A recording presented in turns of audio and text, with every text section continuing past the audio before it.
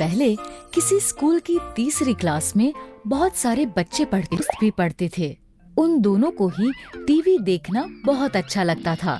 वो जैसा टीवी में देखते थे वैसे ही क्लास में किया करते थे।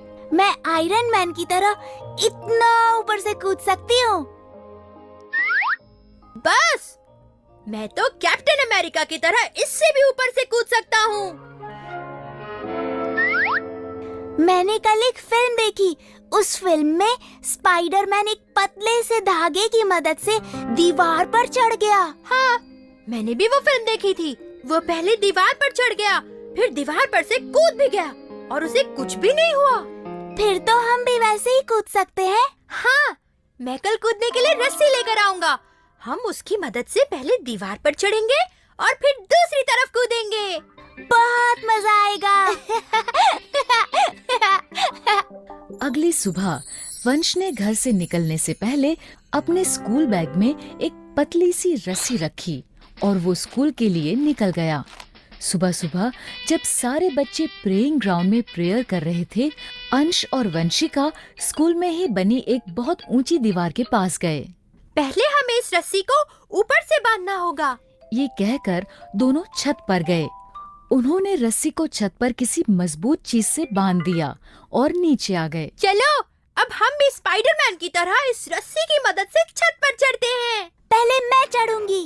वंशिका ने रस्सी पकड़ी और उस पर चढ़ने लगी, लेकिन वो रस्सी पर नहीं चढ़ पा रही थी। ये देखकर अंश ने कहा, तुमसे नहीं होगा, दिखाओ, मैं चढ़ता हूँ। अंश ने वंशिका से रस्सी ली और वो रस्सी पर चढ़ने लगा, लेकिन रस्सी बहुत पतली थी, इसलिए अंश के थोड़ा जोर से खींचने पर ही टूट गई। ये तुमने क्या किया?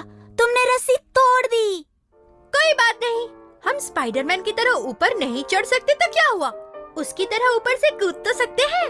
हाँ। अब वो दोनों स्पाइडरमैन की तरह कूदने के लिए ऊपर छत पर गए। चलो, अब एक साथ कूदते हैं।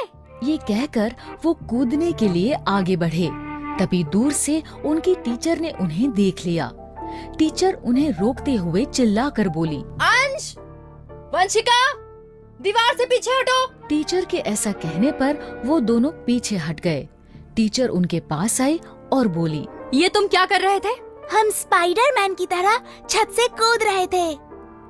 हाँ, हमने टीवी में देखा था, स्पाइडरमैन ऊपर से कूद गया और उसे कुछ भी नहीं हुआ। इस पर टीचर ने उन्हें समझाते हुए कहा, हाँ, पर बच्चों, वो टीवी में था और टीवी में हर चीज असली नहीं होती।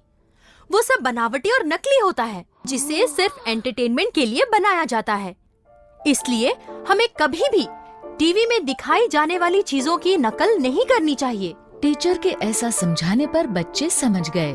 सॉरी टीचर, हम आपकी बात समझ गए। अब हम कभी टीवी की नकल नहीं करेंगे।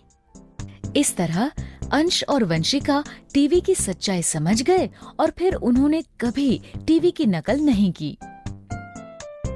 तो बच्चों, इस कहानी से हमें ये शिक्षा मिलती है कि टीवी में जो भी दिखाया जाता है वो सिर्फ हमारे एंटरटेनमेंट के लिए होता है।